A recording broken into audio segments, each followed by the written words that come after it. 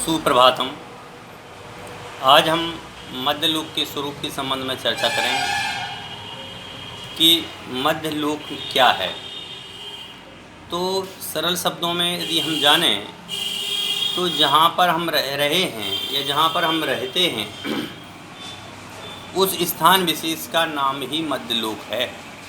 हम रहते हैं कि मतलब में हमसे मतलब केवल मनुष्य नहीं, संसार के जितने भी जीव राशि अपन को दिखाई देती है, जो संसार में अपन जो संसार जिसको बोलते हैं, जिसको पृथ्वी बोलते हैं, इस पृथ्वी पर जितने भी जीव जंतु रहते हैं वह सारी पृथ्वी मध्यलोक है।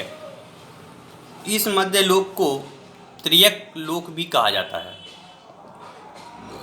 क्योंकि इस मध्यलोक के संबंध में कहा गया है कि मध्यलोक लोक के मध्य में जम्बू द्वीप से लेकर के जो स्वयंभू रमण समुद्र है, उस स्वयंभू रमण समुद्र तक के सभी जो असंख्यात द्वीप, समुद्र, लवण समुद्र, घातकी द्वीप आदि जितने भी द्वीप समुद्र हैं वह सारे के सारे इस त्रियक लोक में आते हैं।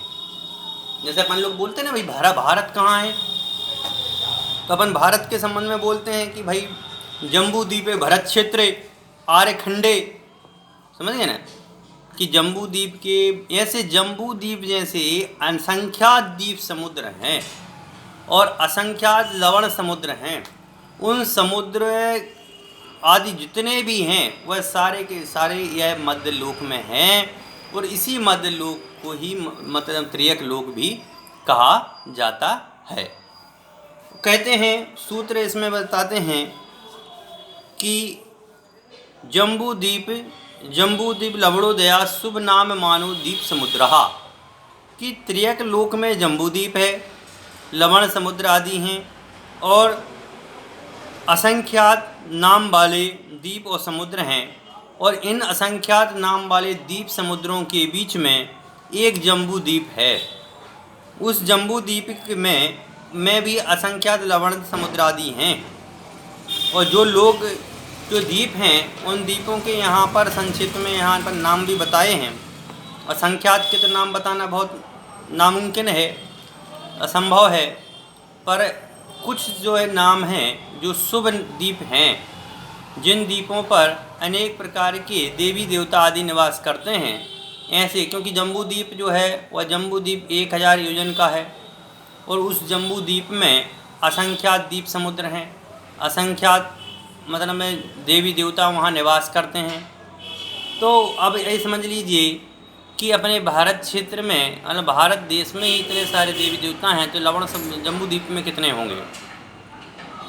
तो इन द्वीपों के यहाँ नाम बता रहे हैं कि जम्बू द्वीप, लवण समुद्र, घातकी खंड, देखो 14 हैं। ये 14 में से 7 तो द्वीप समुद्र हैं और 7 लवण समुद्र हैं, जिनके नाम इस प्रकार से हैं।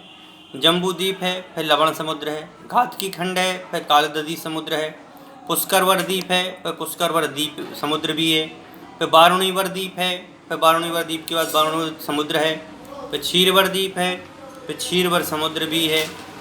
उसके बाद घृतवर द्वीप है, वो फिर घृतवर समुद्र भी है, फिर इक्षुवर द्वीप है, इक्षुवर द्वीप है।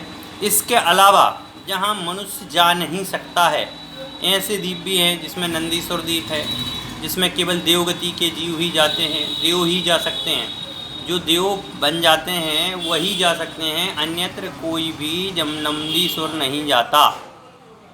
तो नंदीश्वर समुद्र है, अरुणर्वर द्वीप है, अरुणर्वर समुद्र भी है, स्वयंभू रमण समुद्र द्वीप है और स्वयंभू रमण समुद्र भी है।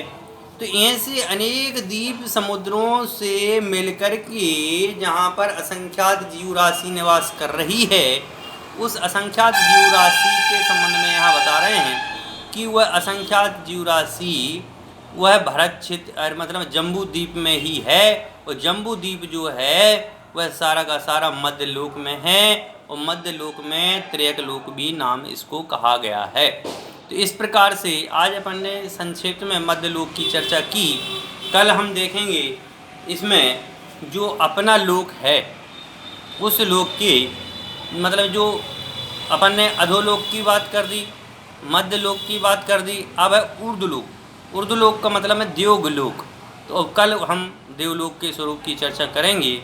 यह सारा विषय शास्त्री द्वितीय वर्ष के विद्यार्थियों के लिए हैं, जो बहुत ही जानकारीप्रद एवं लाभप्रद एवं विषय वर्गीकरण के अनुसार प्राप्त है, जिसे आप अपना अध्ययन करके और अपनी तैयारी में लगे रहें, ऐसी भावना है। धन्यवाद।